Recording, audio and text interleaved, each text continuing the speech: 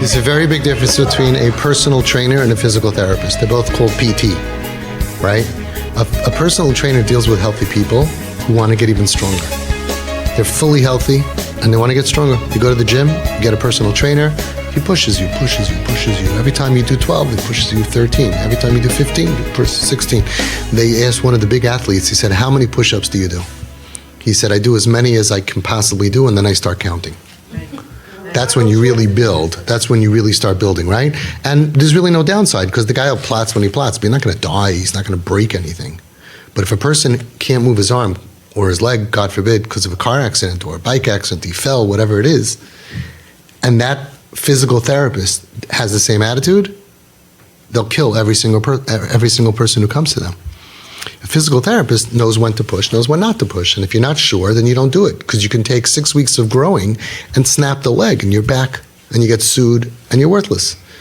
So if you're dealing with someone who's unhealthy, you have to be so careful of every word that you say, not to go ahead and say things that are very fine for normal, healthy, functioning kids, which we can talk about if they really work and how much we lose out by saying those things. And there's other things that we should be saying that's really more boosting for life, you know? Different discussion, but we can debate that. And I don't mind winning or losing that debate on healthy kids because they're healthy. So even if we do the wrong thing or we could have done something better, it's not the end of the world. But once you're in the psych ward, once you're dealing with crisis, once you're dealing with neshamas that are hurting on any level, and you apply normal things of physical therapists cannot do personal training things. You got to be super careful, right? And the twist of the PT is the TP, right? That's a twist. That's what we're all about. We understand that we're not personal trainers. That's fine when you're dealing with a fully healthy kid and you're sure that it's going to, you can do it. But if you say you can do it to someone who can't do it, you break their spirit. So you have to really make sure that you're being done as kol ha'adam, the ganze mensch, before you say he can do it, right? So either you're dealing with a healthy person that comes to the gym and you're a personal trainer, so you know that they're healthy, right? Or in your situation, you're not sure, you have to be very sure before you push. Pushing somebody can break their spirit, because if you push them and they can't do it, you're hurting them. That's what's so different about our dar of sensitive people who break easily. Our problem is not that our kids weren't trained on a high enough level. The regular chinuch that we give our kids is so much more than we had 50, 60 years ago. And they produced a beautiful dar. I was speaking to my chavrusa who's 20 years older than me, and he was in Torah Vodas in the 60s. None of our yeshivas are on that schedule. He learned Gemara an hour a day.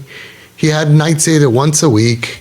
I mean, the dressing was, everything was feathers and gray and corduroy, and there was color back then. We went back now to black and white. This looks like before color was invented. I always said color didn't exist in the world before like 19 whatever, because I saw pictures and there was no color. Guy got up in the morning and he's like, so which tie should I wear, my 30% gray or my 50% gray? There was just shades of gray, that's all there was, right? So think about their life and think about now how much wound up this whole system is. For healthy people, it's mamish gavaldik. There's no chesaron in their yediyah or their havana. If you look around, we're dealing with people who have problems, who have pain, emotional pain that really didn't exist on this level, for sure not, but I don't know how much existed 50 years ago. I don't know if it's the milk, the meat, I don't know if it's the anti-vaxxers, all right, but there's something that the kids are extremely weak, and many of them are really hurting. To go to somebody hurting and judge them is a very dangerous thing to do.